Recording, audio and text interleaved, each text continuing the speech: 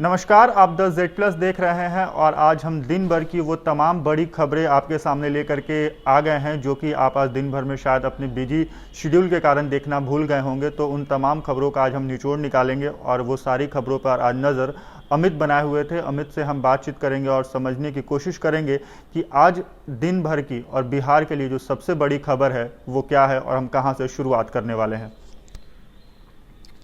जी सिद्धार्थ, देखिए सबसे पहली खबर जो हम शुरुआत करेंगे वो पहली खबर तो है ही, साथ ही साथ बहुत खास खबर है। 18 मिनट पहले का ये अपडेट है।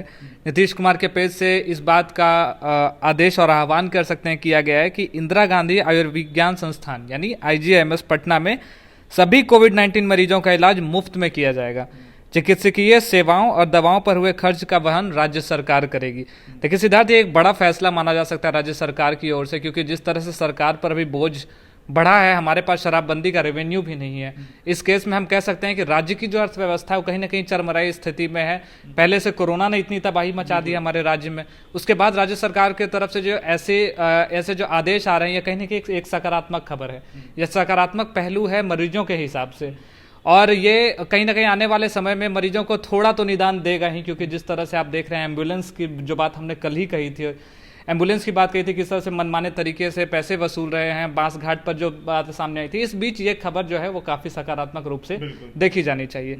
देखिए सिद्धार्थ, तो दूसरी जो सबसे बड़ी खबर की बात करेंगे वो है आज की सुर्खियों में रही PM मोदी की मीटिंग, जो high level meeting PM Modi ने की, वो काफी सुर्खियों में रही। उसमें देखिए 3 चरणों में ये मीटिंग हुई थी। पहले सुबह 9 बजे की मीटिंग जो कि एक इंटरनल मीटिंग थी, उसमें सरकार के जो भी करीबी लोग हैं, जो डिजास्टर मैनेजमेंट टीम से हैं या जो क्राइसिस मैनेजमेंट टीम से हैं, वो लोग साथ में जुड़े हुए थे। उसके बाद जो दूसरी मीटिंग हुई वो 11 बजे हुई राज्य के मुख्यमंत्रियों के साथ। कौन से राज्य थे वो ऐसे राज्य थे जो कि कोरोना से बहुत ज्यादा परेशानी झेल रहे हैं, जैसे मसलन दिल्ली, मसलन छत्तीसगढ़, उत्तर प्रदेश, महाराष्ट्र। ये ऐसे राज्यों के मुख्यमंत्री जो थे वो इस बैठक में शामिल हुए थे और अपने अपनी परेशानियों को उन्होंने सामने रखा। इस बीच जो एक सबसे बड़ी बात निकल कर सामने आई वो थी अरविंद केजरीवाल की। इसकी हम आगे भी चर्चा करेंगे, फिलहाल आगे बढ़ते हैं। उसके बाद 12:30 बजे का जो समय था वो रखा गया था ऑक्सीजन मालिकों, जो ऑक्सीजन की जो फैक्ट्रियां हैं, जो ऑक्सीजन के सप्लायर्स हैं, उनके साथ PM मोदी ने मीटिंग की और इस बात को सामने रखा कि देखिए देश जो है बहुत विकट परिस्थिति में है और इस परिस्थिति में हमें ऑक्सीजन की जो सबसे फोरमोस्ट कह सकते हैं फोरमोस्ट नीड है, इसकी जो कमी है वो हमें नहीं होने देनी है और हम किसी भी तरह से इसका जो निर्बाध सप्लाई है वो हम करेंगे, चाहे इसके लिए हमें जो भी खर्च वहन करना पड़े या जो भी परेशानियों का सामना करना पड़े, लेकिन ऑक्सीजन की सप्लाई निर्बाध तरीके से पूरे देश में होनी चाहिए, एक राज्य में भी नहीं पूरे देश में होनी चाहिए। दूसरी जो सबसे बड़ी बात है जिस पे हमने भी बात की कि हम थोड़ी देर में बताएंगे, वो बात अब हम आपके सामने रख रहे हैं। केजरीवाल, अरविंद केजरीवाल उस समय प्राइम मिनिस्टर के साथ जो मीटिंग थी उसका हिस्सा थे और उस बीच उन्होंने क्या किया कि जो लाइव चल रहा था, जो उनकी इंटरनल मीटिंग थी, उसको उन्होंने न्यूज चैनल पर लाइव कर दिया। जिसके बाद बीच मीटिंग में ही PM को इंटरवीन करना पड़ा इस बात को लेकर के कि ये परंपरा के खिलाफ है, ये एक इंटरनल मीटिंग है जिसकी बात बाहर नहीं जानी चाहिए, लेकिन चूंकि आप कर रहे हैं और ये परंपरा के खिलाफ जा रहे हैं। और जान लीजिए सिद्धार्थ, प्राइम मिनिस्टर साहब उस समय काफी गुस्से में नजर आ रहे थे। बिल्कुल, उनका फेशियल एक्सप्रेशन तो देखा जा सकता था कि वो गुस्से में है और ये कहीं ना कहीं सच में जो इंटरनल चीज़ें होती हैं वो राज्य हित की बातें होती है, देश हित की बातें होती हैं, तो वो शायद लोगों के सामने नहीं आनी चाहिए। और जब ये बात प्राइम मिनिस्टर साहब ने बोली तो उस समय अरविंद केजरीवाल बिल्कुल सकपक रह गए कि अब मैं क्या बोलूं इस बात पर। उनके मुंह से सिर्फ एक ही बात निकली कि हुजूर गलती हो गई, इस बार गलती हो गई सर, मेरे से गलती हो गई, आगे से ध्यान रखूंगा इस तरह की चीज़ों को देखते हुए। जैसे ही मीटिंग खत्म हुई, उसके जो IT डिपार्टमेंट के हेड हैं भारतीय जनता पार्टी के, वो अमित मालवीय बाहर निकल कर आए और उन्होंने बोला कि ये परंपरा के खिलाफ है, ये चीजें नहीं होनी चाहिए थी। थोड़ी देर बाद जो सियासत थी सिद्धार्थ, वो काफी गर्म हो गई। उसके बाद अलग अलग नेताओं की प्रतिक्रियाएं आनी शुरू हो गई। उसमें से एक सबसे बड़ी प्रतिक्रिया जो कह सकते हैं वो थी आज योगी आदित्यनाथ की। उन्होंने बोला कि जो अरविंद केजरीवाल का ये एक्शन है वो ये बताता है कि वो कारगर साबित नहीं हुए इस पूरे कोविड-19 के जो पेंडेमिक संभालने की जो स्थिति थी, वो स्थिति उनसे संभल नहीं पाई, जिसका नतीजा है कि ये बौखलाहट में ऐसी चीजें कर रहे हैं। और ये एक देखने वाली बात है कि जो योगी आदित्यनाथ इस जो बयानबाजी है उसमें क्यों कूदे। इसकी एक कहें कि एक बहुत रोचक कहानी के रूप में कह सकते हैं कि आज की जो मीटिंग में सिलसिलेवार तरीके से अरविंद केजरीवाल ने बताया कि किस तरह UP और हरियाणा बॉर्डर पे जो ऑक्सीजन के टैंकर्स हैं उन्हें रोका जा रहा है, जिसे लेकर लिहाजा कि इस बात पर बहुत गुस्से में होंगे योगी आदित्यनाथ की शायद उनकी तरफ से ऐसा ना किया जा रहा हो या वजहें कुछ और रही हों, लेकिन योगी आदित्यनाथ का इस पर आना मायने यही लगाए जा रहे हैं कि कहीं ना कहीं उस मीटिंग के जो बदला है वो एक जो लाइव है या बयानों के जरिए लिया जा रहा था। तीसरा जो सबसे दुखद घटना हम कह सकते हैं, महाराष्ट्र के पालघर में जो हॉस्पिटल में आग लगी, ये काफी दुखद घटना थी। तड़के सुबह 3:30 बजे का यह वक्त रहा होगा जब उस हॉस्पिटल में आग लगी और उस वक्त करीबन 21 लोग जो थे वो मौजूद थे उस हॉस्पिटल में, जिसमें से 13 की जान चली गई। इसमें 4 महिलाएं भी हैं और जो बाकी लोग थे उसके बाद उन्हें दूसरे हॉस्पिटल्स में शिफ्ट किया गया और जिस पर खेद जताने का काम वहां के मुख्यमंत्री उद्धव ठाकरे की बात अब कर रहे हैं। लेकिन यहाँ पे एक असंवेदनशील बयान भी आता है जो कि महाराष्ट्र के स्वास्थ्य मंत्री है राजेश टोपे, उन्होंने कहा था, इस घटना को लेकर के कहा था कि 13 लोगों की मौत कोई नेशनल खबर नहीं है, हमने मुआवजे का ऐलान कर दिया है। तो ये बहुत बड़ी बात है कि किसी राज्य का स्वास्थ्य मंत्री ये कहता है कि 13 लोगों की जो मौत होती है वो कोई नेशनल खबर नहीं होती है। हम मानते हैं कि नेशनल खबर वो नहीं हो सकती है, लेकिन क्यों नहीं हो सकती ये भी बहुत बड़ी सवाल है। लेकिन जो 13 परिवार के जो सदस्य थे, जो एक पूरे परिवार को चला रहे हैं, एक परिवार का हिस्सा है, उस परिवार से अगर 13 अलग अलग परिवार के लोग गुजर जाते हैं तो उस परिवार के ऊपर क्या स्थिति रहती है और उस परिवार के ऊपर उस परिवार की जो भावनाएं रहती हैं वो क्या रहती हैं, शायद ये राजेश टोपे को नहीं मालूम होगा। इस वजह से शायद उन्होंने इस तरह का बयान दिया था। और सिद्धार्थ, काफी अमानवीय है ये जिस तरह से उन्होंने बयान दिया। आप देखेंगे महाराष्ट्र में जो केसेस हैं वो लगातार बढ़ रहे हैं, लगातार सवालिया निशान भी सरकार के ऊपर खड़े हो रहे हैं कि आपने लॉकडाउन लगाया, आपने नाइट कर्फ्यू लगाया, आपने तमाम वो रोकथाम की चीजें की, लेकिन फिर भी आज कंट्रोल में नहीं है। तो जहां एक तरफ राजेश टोपे को जवाब इस बात का देना चाहिए कि संक्रमण इतनी तेजी से कैसे फैल रहा है, वो अमानवीय व्यवहार कर रहे हैं, अमानवीय बयान जो है वो देते हैं। कहीं से मतलब इसे स्वीकारा नहीं जा सकता है कि किसी राज्य का स्वास्थ्य मंत्री इस तरह की घटना पर शायद वो एक लोगों की भी जान जाती है तो ये बहुत बड़ी बात होती है। नेशनल का इंटरनेशनल खबर बननी चाहिए मेरे हिसाब से, क्योंकि अगर सरकार की जिम्मेवारी है या फिर वो जो हॉस्पिटल है उनकी जिम्मेवारी होती है कि अगर आपके यहाँ मरीज एडमिट हो रहा है या आपके पास जो जा रहा है उसकी सुरक्षा का ख्याल रखना। यहाँ पर परिजनों ने भी उस अस्पताल में ये आरोप लगाया था कि जब ये आग लगी तो उस समय नर्सेज वगैरह भी अंदर थे, लेकिन सब लोग बाहर आ गए। किसी ने इस बात का ध्यान नहीं दिया कि वहां वेंटिलेटर पर एक मरीज, जो 13 मरीज हैं वो पड़े हुए हैं, जो इस स्थिति में नहीं है कि वो खुद से उठकर बाहर आ सके। ऐसी स्थिति में एक वाटर स्प्रिंकलर जो हम कह सकते हैं या फिर फायर एक्सटिंग्विशर की कोई मशीन भी वहां नहीं थी। तो अब इस बयान के बाद तो हमें सवाल उठाना ही चाहिए महाराष्ट्र सरकार पर कि आखिर इस तरह का जो बदइंतजामी है वो हॉस्पिटल में कैसे है और वेंटिलेटर पे लोग रखे जा रहे हैं तो सुरक्षा की जिम्मेवारी कौन लेगा? ये एक बड़ा सवाल है जो सवाल हमें सरकार से पूछना चाहिए। तीसरा जो है वो आर्मी ड्यूटी में आ गई है। जी हाँ, कहते हैं army is never of duty, और वही बात आज सामने निकल कर आई है कि आर्मी अब आगे आ गई है मदद के लिए।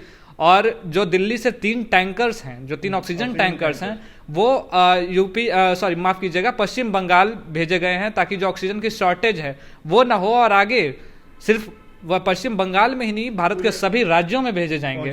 मतलब कहा जाए कि एक इनिशिएट शुरू हो गया है और सरकार इसे युद्ध स्तर पर ले रही है। ऑक्सीजन सप्लाई की जो बात है तो सरकार ने युद्ध स्तर पर लिया है और हर राज्य को आपूर्ति देने की बात कही है। बिहार हो, चाहे वो झारखंड हो या बंगाल हो या फिर दिल्ली हो, सब जगह ने सरकार ने ये कहा है कि हम ऑक्सीजन सिलेंडर पहुंचाएंगे। सिद्धार्थ, एक बात और, आज जो मीटिंग में दिल्ली के मुख्यमंत्री अरविंद केजरीवाल ने भी प्रधानमंत्री को सुझाव दिया था कि हमें युद्ध स्तर पर इस काम को करना होगा और एक प्लान के तहत काम करना होगा जिसमें आर्मी की एक बहुत बड़ी भूमिका है। आर्मी को उन सभी जगहों का टेक ओवर करना चाहिए जो ऑक्सीजन के सप्लायर्स हैं, और उसके बाद जो गाड़ियां वहां से निकलेंगी, जो टैंकर्स वहां से निकलेंगे, उसके आगे और पीछे जो आर्मी के गाड़ी हैं वो रहेंगे ताकि राज्यों पर जो बाधाएं आती हैं वो बाधाएं ना हो और वो बिल्कुल सरपट अपने जैसे ग्रीन कॉरिडोर की तरह जो वो आगे बढ़ जाए। तो मतलब ये एक अच्छा इनिशिएटिव है कि एक तो आपकी जो चीज़ें हैं उसकी एक तरह से सिक्योरिटी भी है और आर्मी के रहते हुए बहुत लोगों के मन में एक विश्वास भी होता है कि जब आर्मी का साथ मिल गया तो चीज़ें प्रॉपर तरीके से होंगी। जी सिद्धार्थ, बहुत अच्छा कहा आपने। आर्मी के ऊपर जो लोगों के विश्वास है वो जुड़ा हुआ है। जो चौथा खबर है वो बिहार से है, बिहार के एनएमसीएच से है, और एनएमसीएच के जूनियर डॉक्टर फिर से हड़ताल पर चले गए हैं। और ये ऐसी स्थिति में हड़ताल पे गए हैं जो कि सरकार के माथे पर एक जो काफ़ी जो बड़ा शिकन है वो ला सकता है, क्योंकि बिहार में कोरोना की स्थिति किसी से छुपी हुई नहीं है, और उसके बाद अगर जो डॉक्टर हैं वो हड़ताल पे जाते हैं तो फिर भगवान ही मालिक है कि यहाँ की स्थिति कैसे सुधर सकती। देखिए सिद्धार्थ, कल रात की ये खबर है, विस्तार से हम बताते हैं इस खबर को। कल रात को कुछ परिजनों ने अपने जो मरीज थे उनके मौत को लेकर के हंगामा किया और जूनियर डॉक्टर्स की पिटाई कर दी, जिसके बाद विनोद सिंह वही जिन्होंने पत्र लिखा था प्रधान सचिव को कि मुझे पदमुक्त किया जाए क्योंकि ऑक्सीजन की जो कमी है उसको देखते हुए अगर फ्यूचर में ऐसा कोई मेरे ऊपर कोई सवाल आता है तो मैं अपने बचने के लिए आपको एक कहा जाए कि एक संदेश दे देता हूं कि भैया मेरे ऊपर कुछ इल्जाम मत लगाइएगा। जी सिद्धार्थ, उसी अधीक्षक विनोद सिंह ने इस बात को समझा बुझाकर किसी तरह से जूनियर डॉक्टर्स की हड़ताल जो थी वो खत्म करे और सुबह सब लोग वापस काम पर आए। सुबह फिर से ईएनटी डिपार्टमेंट में जूनियर डॉक्टरों के ऊपर हमला कर दिया गया। ये बहुत गैर जिम्मेदाराना हरकत है जो कि हम बता रहे हैं अपने चैनल के माध्यम से। ये बिल्कुल भी बर्दाश्त के बाहर है। सभी परिजन को ये सोचना चाहिए कि डॉक्टर जो है अभी जो स्थिति है वो सच में इस समय जो परिजन है, हम हो आप हो कोई भी हो, छोटी मोटी गलतियों को छोटी मोटी चीज़ों को नज़रअंदाज करके और अभी जो सिचुएशन है इसमें एक दूसरे का हाथ बढ़ाकर आगे चलने की ज़रूरत है। जिसके बाद फिर सुबह जब शाम को उन्होंने समझा बुझा कर भेजा, सुबह फिर ऐसे ईएनटी में हो गया। उसके बाद जूनियर डॉक्टर्स जो हैं वो लगातार अपने हड़ताल पर चले गए, जिसके बाद जो कोविड डेडिकेटेड हॉस्पिटल है एनएमसीएच, उसमें काफ़ी मात्रा में जो मरीज हैं वो इधर उधर पड़े हुए हैं और कहीं ना कहीं जो स्वास्थ्य व्यवस्था है वो भी चरमरा गई है। दुखद स्थिति है, इस पर लोगों को विचार जरूर करना चाहिए। सिद्धार्थ, अब अगली कड़ी में होगी कोविड केसेस। भारत ने बहुत बुरा समय देखा है और अभी भी देख रहे हैं, चाहे 2020 की बात करें, 21 की बात करें, समय और विकराल रूप लेता नजर आ रहा है। पिछले 24 घंटे की बात करें और केसेस की बात करें तो कुल मिलाकर 3,33,000 केस आए हैं पूरे भारत में। 3,33,000, मैं फिर से बता रहा हूं, पूरे भारत में 3,33,000 केस आए और 2263 लोगों की जो मौत है वो इस खतरनाक कोरोना ने ले ली। बिहार के ऊपर आए तो 11,500 जो आंकड़ा है वो रहा पिछले 24 घंटों का, और 59, जी हाँ, सरकारी आंकड़ों में 59 मौत को बताया गया है पूरे राज्य में। हालांकि आज फिर से मैं और सिद्धार्थ यहां पर बैठकर जेड प्लस की तरफ से यह दावा करते हैं कि ये जो मौत का सरकारी आंकड़ा है बिहार में, ये गलत है। हम फिर से कहते हैं ये आंकड़ा गलत है, और जो सही आंकड़ा है वो हम आपको बताएंगे कि पटना के सिर्फ 2 घाटों का जो आंकड़ा है वो पिछले 24 घंटे का यानी 22 अप्रैल का ये रहा कि बांस घाट में कुल 60 शव जलाए गए और गुलबी घाट में कुल 23 शव जलाए गए।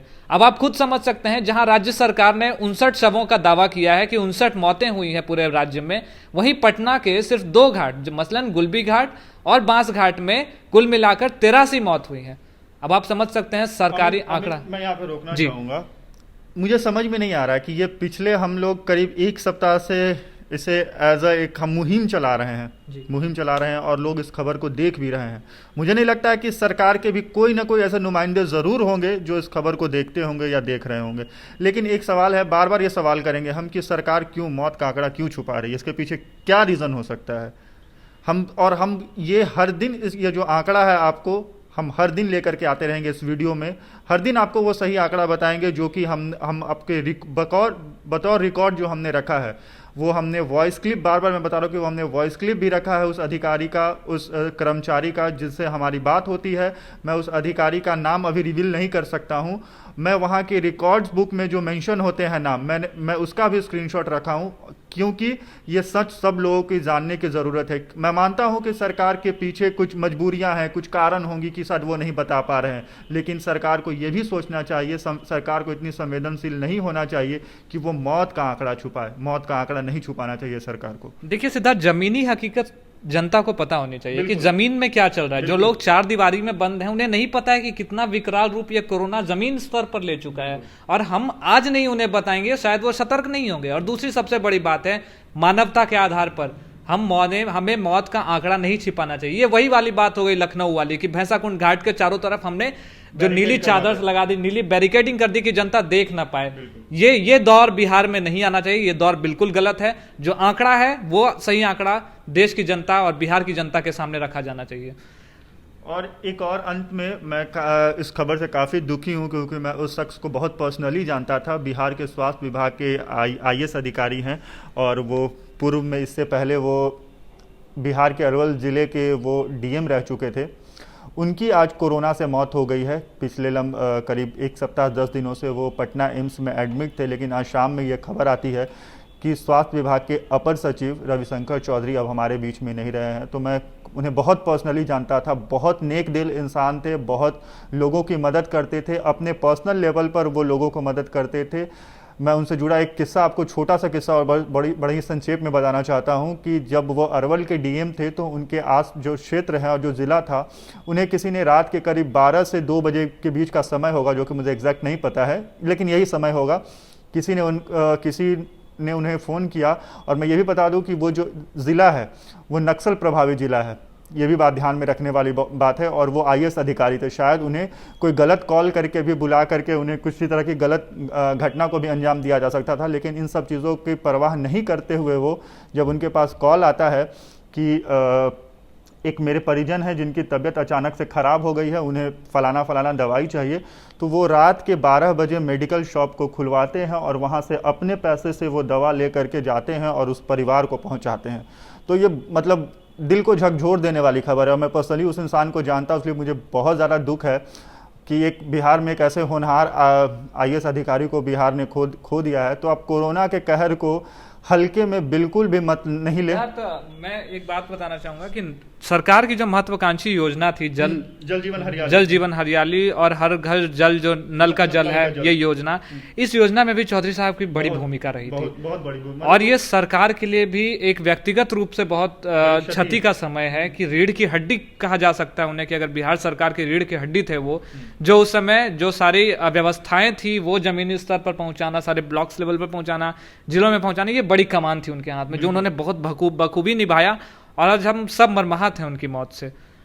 ये जो तो कुल मिलाकर के कहा जाए कि ये कुछ अच्छी खबरें, कुछ इन्फॉर्मेटिव खबरें, या कुछ जो जानकारी आपको जो आप शायद दिन भर में वो सारी चीज़ें जो आप नहीं देख पाते होंगे, वो हमारी एक मुहिम है। और हमने एक अपने तरफ से एक कोशिश की है कि इस 10 मिनट के वीडियो में आपको बिहार सहित देश दुनिया की वो तमाम खबरें बताएं जो कि आपको जानना ज़रूरी होता है। बाकी इस खबर पर आपकी क्या राय है हमें कमेंट बॉक्स में लिख कर ज़रूर बताएं। इसके साथ ही ये वीडियो आपको कैसा लगा ये भी हमें लिख करके बताएं। साथ ही साथ आप ये भी बता सकते हैं कि इस वीडियो में और क्या हम चेंजेस कर सकते हैं, और क्या बदलाव कर सकते हैं, और क्या इसमें हम जोड़ सकते हैं जिसे आप देखना पसंद करते हैं। धन्यवाद।